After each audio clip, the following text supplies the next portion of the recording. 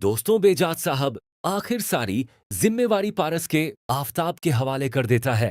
पारस आफताब को लेकर हॉस्पिटल पहुंच जाती है जवार के पास। तभी वहां पर आफताब पारस के साथ अंदर आने लगता है। आफताब को पारस बोलती है, तुम यहां पर ठहरो, मैं कुछ ही देर बाद वापस आई। आफताब वहां पर बाहर खड़ा होता है, लेकिन वहां दूरानी अपने शिकार की तलाश में होता है। वहां पर पारस जैसे ही आती है, वो जवार को बोलती है, तुम बहुत बड़े बहादुर बना करते थे ना, आप देखो अपनी हालत। तभी वहां पर जवार बोलता है, ये मेरी हालत सिर्फ तुम्हारी वजह से ही हुई है। पारस से जवार को बोलती है, अब मुझे तुम्हारी जरूरत है, बस तुम बहुत जल्द ठीक हो जाओ। ये सब कुछ बोलकर पारस वहां से जाने लगती है।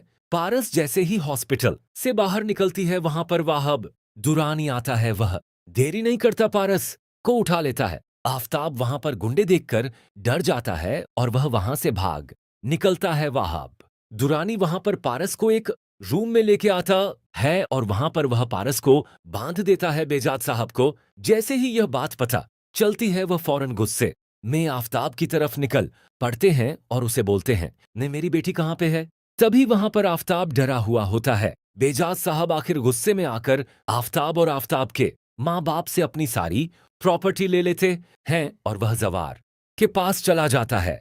जवार हॉस्पिटल में होता है।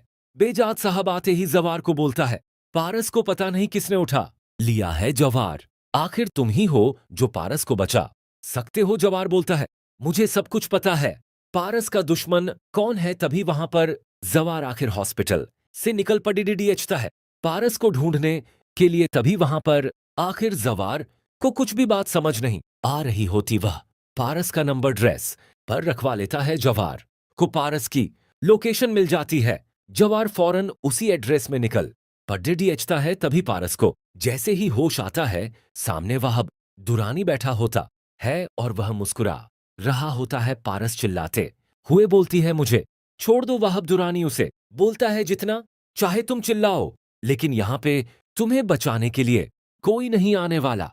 पारस उसे बोलती है, मुझे तुमसे सिर्फ नफरत है और मैं तुम्हारी शक्ल तक नहीं देखना चाहती। ये बात सुनते ही वहां पर वाब दुरानी को गुस्सा आ जाता है और वह फौरन अपने बंदों को बोलता है, जल्दी से मौलवी साहब का इंतजाम करो, अब मुझे अभी और इसी वक्त इस लड़की से निकाह करना है। यह बात सुनते ही वहां पर पारस डर जाती है। वाहब दुरानी का बंदा देरी नहीं करता, वो मौलवी साहब को लेकर पहुंच जाता है। वहां दुरानी मुस्कुराते हुए बोलता है, मौलवी साहब आप निकाह शुरू करें। वहां पर पारस रो रही होती है। तभी वहां पर जवारा जाता है। जवार जैसे ही आता है, वह आते ही वाहब दुरानी पर हमला कर देता है। वाहब दुरानी उसी वक्त वहां पर जख्मी हो जाता है। जवार पारस को छुद्दहा लेता है और उसे वहां से लेकर चला जाता है। तभी पारस जैसे ही घर पहुंचती है, वह दौड़ी चली आती है अपने बाप के पास और उसे बोलती है, पापा मुझे जवार ने बचा लिया, लेकिन आफताब ने तो मुझे